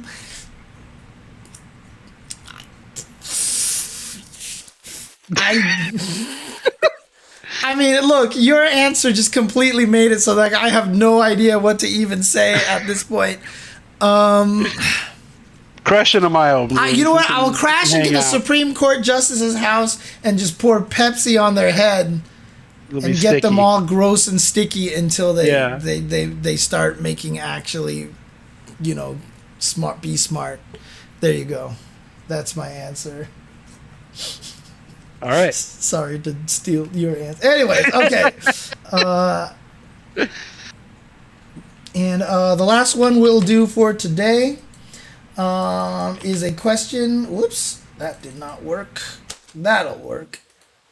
Is a question coming from Just Hype via Twitter, who asks, are there any unique insights that you as a player / TO have that would be nice if the other side was aware of? I'm not sure exactly what this question means, but as a commentator, the only thing that I want to be able to say as a commentator to viewer experience, when two commentators are sitting on stream and talking forever, and that you're wondering why they're just talking forever and not a match is coming up, trust us, we don't want to be doing it either. We are being told to fill for time because the match they can't get the players in the lobby, or Daigo had to go use the bathroom. Okay? We aren't sitting there talking because we want to hear ourselves talk. A lot of the time, we're just doing it because in our ear, you hear, kill for time. Daigo has to use the bathroom. And then that's basically what it is. So, yeah. How did you know I was doing Seg? Seg voice. You sounded like Solid Snake. Yeah. Otacon. Oh, man. So there you go. Yeah, I mean, dude, I really don't have anything besides like all the obvious shit that it's hard. Be understanding. Yeah, that's a good point. Oh, another thing that I like to point out, I guess, from the commentary side, is we don't have like teleprompters. We don't have any of the fancy shit that you see, like sportscasters get. We don't get that stuff. So anything that's coming out of our mouth is coming off the top. Like we're doing that. We're improvising. We're making that happen. We're putting on the show for you. It's not just here's words and spit it out. Yeah. Also, ad reads are like, this has nothing to do with like the streamers or the tournaments. It's just every tournament you go to, ad reads are going to be handled differently. One event's going to hand you a sheet of paper with information on it, and they're going to say, the sponsors really don't care how you present the information, just present it. Other ones are going to say, you have to hit these key points, and you cannot miss them any single time. Yep. Other ones are going to be like, we don't got no sponsors, man. Just, we run some slides, and you just shut up for 5 minutes. Yeah. Like, it's different every event we go to, so we're constantly adjusting. We don't have the pampered ways of sports commentators. No, honestly, DJ Blues, you're not the only one to have said that. I've told the story many, many times that, people who do get teleprompters and are hand fit, we're actually some of the best people at this job in the FGC, because I always talk of the story of that. I think it was an Iowa tournament that Sherry Jennings was helping run and got me and Yipes to do the commentary for it. And there was one period of time where the local news wanted to do a story on it. And they just asked me and Yipes to talk about it. Yipes and I to talk about it. And they were just like, yeah, can you just say stuff about this? And we're like, sure. And we sat there and we riffed about it. We talked about the FGC, the tournament, the region and everything like that. And they were like, dude, you guys did that in one take. You guys were really good. Like everybody else, we always ask this question to. They're like, what do you want us to say? Can you write it down? Can you do this? Like, what should we do? And like, we're just sitting there seriously, just like spitting, like literally just saying whatever it is. And we made it sound interesting. And yeah, that's not the only situation. That's like the main story. But I have heard a lot of story from people being like, wow, you guys are really professional. Like you guys did that well, honestly. We're good at this. We do this. Yeah. K-John, what do we see on our monitors? Sometimes it's just the stream feed. Sometimes it's just gameplay, not even overlay. We don't even know. That's why you hear us be like, wait, what's the score? Yeah, like we don't even get that sometimes. Sometimes it's the overlay. Sometimes it'll be like the overlay and then on a notepad, like the matches that might be coming up. Yeah. And that's about it. That's what we get. We don't get much more than that. Even at Evo, we don't get much more than that. Like that's what we get. Yep. And it's funny too, because like my brain, when I commentate, I can't remember the players who are playing. Like literally I forget who's playing like 9 times during a match. And the way that I remember is I look at the overlay. Like, it's really sad. So sometimes, like, when the overlay hasn't been changed, I'll say the wrong names just because it has the names up there. Yeah. And sometimes that's why you'll hear me be like, oh, and he did really well there, like, I can't remember who's playing. Oh, man. But yeah, it's different for every time, and a lot of times we don't have a lot of information on our stuff at all. We don't get any stats, and if we do, then it's like David. That's why you'll see David with his laptop or his tablet on the table, yeah, because that's where he has you know, stuff like, you know, FGCbattles.com, the bracket. Yeah, I do a lot of commentary with the bracket on my phone. I literally have. People always the think we're bracket just on my phone. texting and shit. We're doing stuff usually. Yeah, I actually have a lot of the information on my phone and stuff like that. So we got to do it a lot of times. FGC is about as grassroots as you can get, man. It so. really is. Even so. Well, that's about it. We did it. We did the whole thing without you, David. Take that. That's right. All he did was come in here and say he wanted a whole new cast, and he's wrong, and he can't defend himself. No, I'm just kidding. Take that. I'm kidding. Like I said, I know where David was coming from on that, and I agree in a lot of ways, but I just know from a marketing standpoint, it's a big mistake. Anyways, that's it. If you guys are watching this on YouTube, please like, subscribe, comment below. Make sure you hit the notification for when new stuff is coming out on our channel. And outside of that, any last things you have to say, Tubo, or are we good here? Dinger City out. What did you say? Dinger City out. You gotta leave on that note, James.